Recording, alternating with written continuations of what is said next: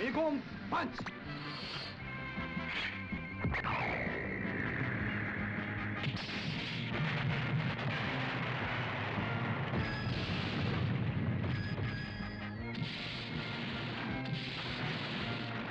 やがったな。そう行くぜ。ドルフィンパンチ。ドルフィン B。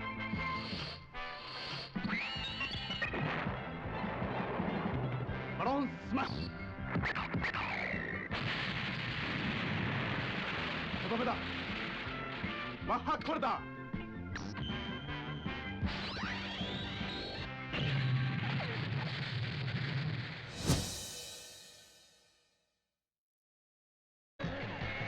フライングナックル。カノンシャッター。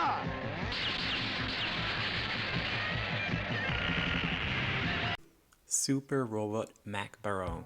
I love everything about this series. The premise, the show's atmosphere, the robot empire's mecha designs, the explosive robot battles, the sound effects, and of course that rocking theme song. Broadcast from 1974 to 1975 on Nippon TV, Super Robot Mach Baron is in direct follow-up to the Super Robot Red Baron TV series. While produced by mostly the same team at Nihon Gendai Kikaku, the shows are not connected. Red Baron did well in the ratings and set commercial sales and licensing records, but its primary sponsor, Nippon Air Sales, went into bankruptcy. This forced the show to end its run earlier than anticipated at 39 episodes.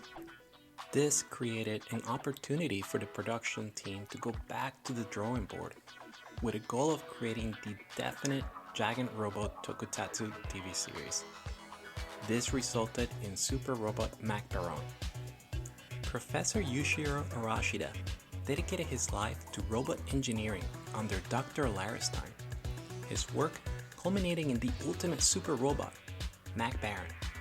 But upon finding out that Larestein harbored ambitions to conquer the world using his technology and Mach Baron, he destroys the robot and escapes to Japan to help plan a counterattack. However, before he can make it back to Japan, he dies in an attack by the giant robot LV-1. But right before the attack, he's able to hand off the secret plans to Mach Baron to his son, Yo Arashida. 10 years later, the Robot Empire finally makes their move when they learn that Mach Baron has been rebuilt by the KISS organization. Now it's up to Joe, the KISS organization, and Super Robot Mach Baron to protect the world from the Robot Empire. Unlike Red Baron, which had a slightly heavier focus on the actor-led action scenes and story elements, Mach Baron puts a much heavier emphasis on the giant robot battles. This investment resulted in many fantastic robot costumes and sets that brought to life the bigger-than-life battles in each episode that had a distinctive flavor to them when compared to the Ultraman series or even the Henshin Hero shows of this era.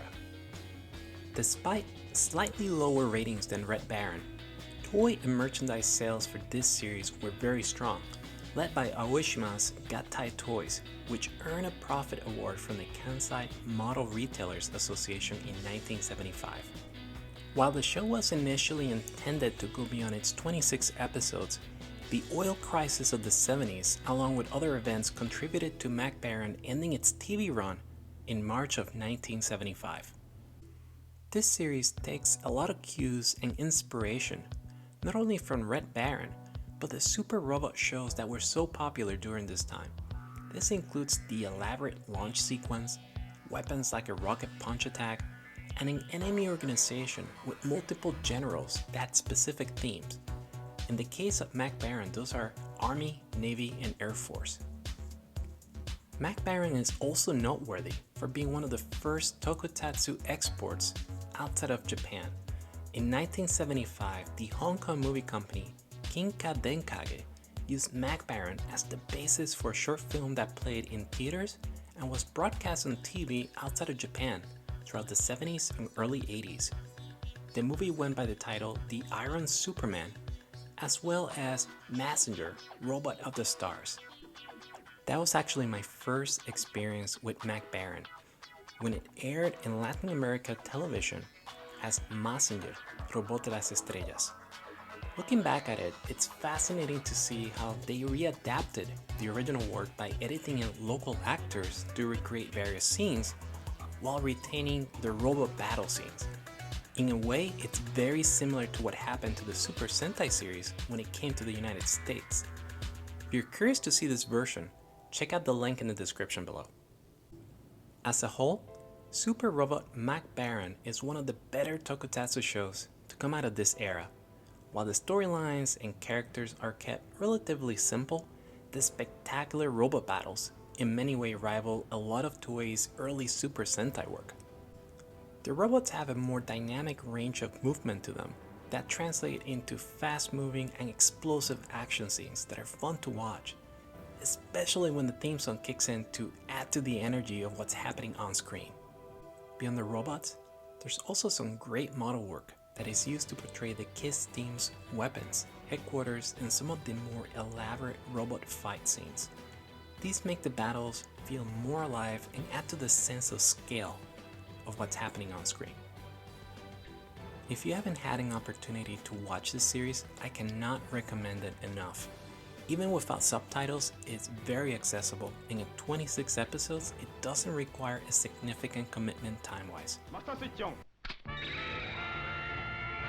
All switch on. All switch on. Ready to start. Ready to start. Ready to start. Entirely Watergate open. Entirely Watergate open. Entirely Watergate open. Entirely Watergate open.